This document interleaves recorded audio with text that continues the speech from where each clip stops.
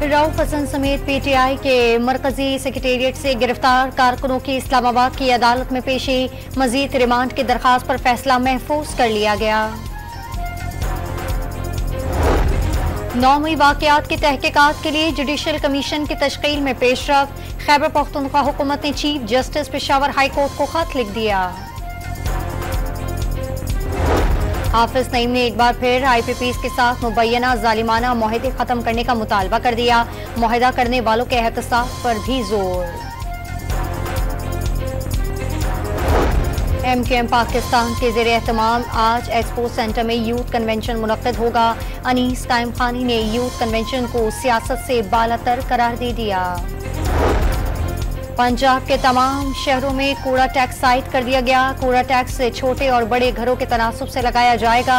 काबीना ने मंजूरी दे दी।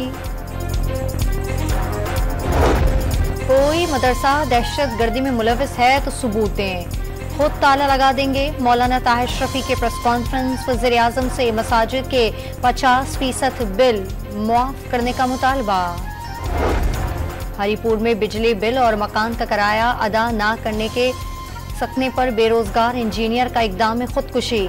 सैयद सकलैन को तशवीशनाक हालत में अस्पताल मुंतकिल कर दिया गया। घोटकी में डाकुओं के हमले में जाँ बहक 2 पुलिस एहलकारों की नमाज जनाजा। पुलिस अफसरान समेत शहरियों की बड़ी तादाद शरीक हुई। लाहौर और रावलपिंडी समेत पंजाब के मुख्तलिफ शहरों में बारिश। लाहौर में चिड़ियाघर की मरकजी दीवार गिर गई। खुशकिस्मती से कोई जानी नुकसान नहीं हुआ। गुजरात में छत गिरने से खातून जाँ बहक, 2 अफराद जख्मी। और पेशावर के इलाके शमशतू में दहशतगर्दों को रात गए पुलिस चौकी पर हमला।